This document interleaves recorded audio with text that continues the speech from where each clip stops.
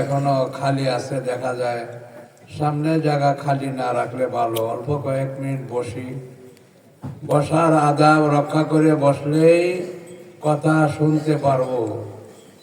আর বসার আদাব আর শোনার আদাব যদি রক্ষা করা হয় তা আমলের তৌফিক আল্লাহ পাক আমাদেরকে দিবে। আমল করার যোগ্যতা আল্লাহর তৌফিকে হয়। আল্লাহ পাক আমাদেরকে সৃষ্টি করেছেন, আমাদের সফলতা তিনি আমাদের আমলের ভিতরে রাখছেন এবং এই জগতে শান্তি শৃঙ্খলা সব কিছু আল্লাহ পাক তার কালামের ভিতরে রেখেছেন। আল্লাহ পাক যদি কবুল করেন তার কাছে আমরা প্রার্থনা করতে পারি। আল্লাহ পাক বান্দার হাত উঠাইলে পরে খালি হাত ফেরত দিতে কোনো লজ্জা তিনি লজ্জা বোধ করেন, তার দোয়া আল্লাহ পাক কবুল করে। তাই আমরা দোয়া করব আল্লাহ পাক যেন আমাদের সকলের নাজাতের উসিলা এবং আমলের মাধ্যমে সফলতা অর্জন করা এবং উন্নত মানের জান্নাতের ইন্তজাম করা আল্লাহ তৌফিক দান করেন। সকলেই বলেন আমিন। একটা ছোট কথা বলে ওয়াজ অনেক হয়ে গেছে, তবে ওয়াজের যে রূপরেখা সেগুলো কিন্তু ঠিক থাকে নাই। ওয়াজ হয়তো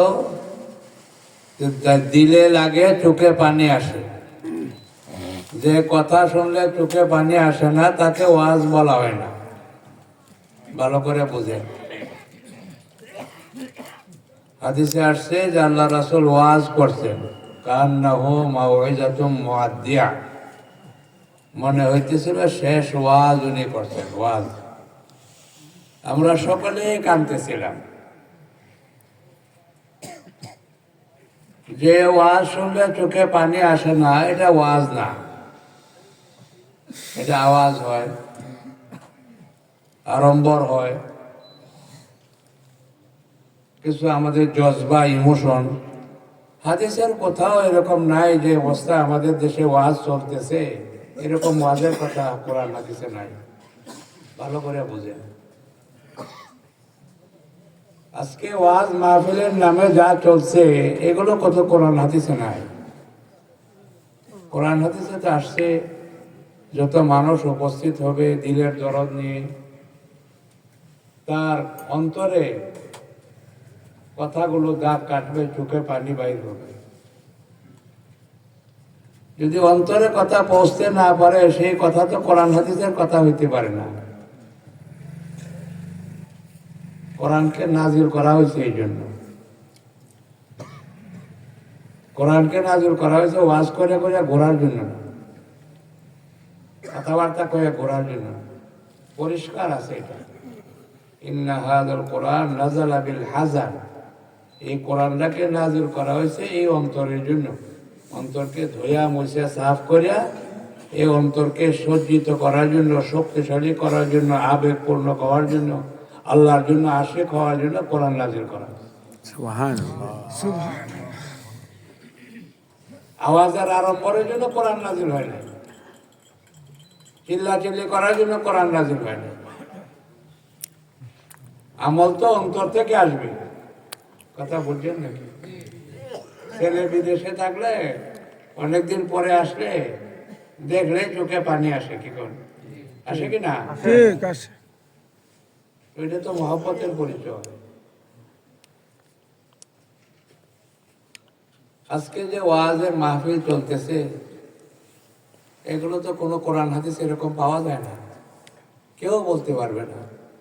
আল্লাহ যতটুকু আমরা টুকটাক কিছু কোরআন হাদিসের কথা দেখার বোঝার তৌফিক দিয়েছে। কোরআনে এটাই আসছে, হাদিসে এটাই আসছে।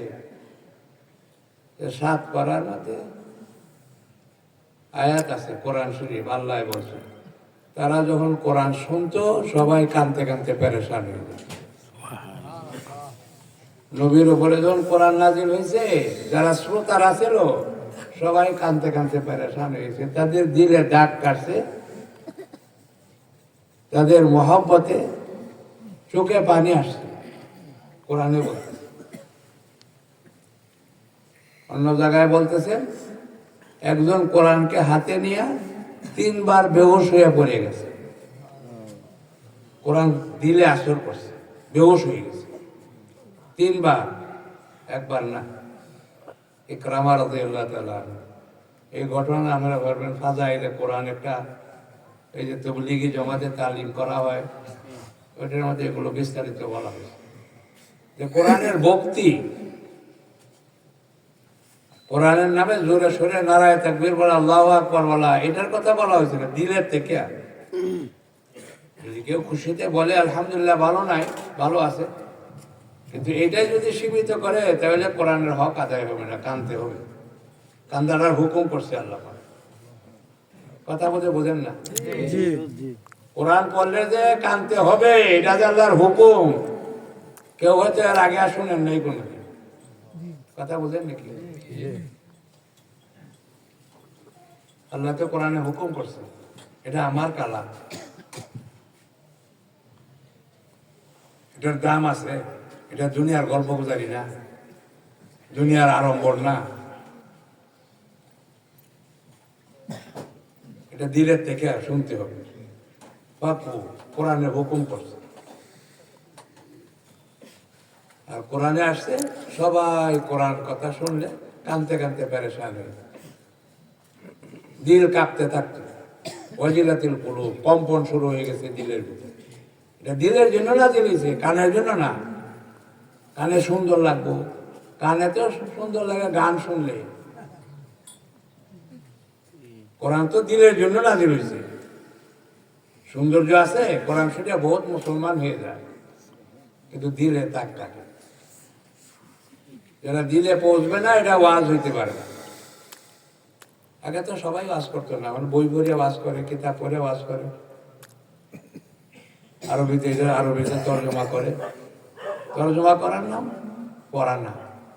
আল্লাহ এটার কথা কোরআনে বলেন না। যে আয়াত পড়ছি এটার মধ্যে বলা হয়েছে তোমরা বাইরে যাও, কোরআনকে বুঝিয়া শুনিয়া পড়িয়া দিলে লাগাও,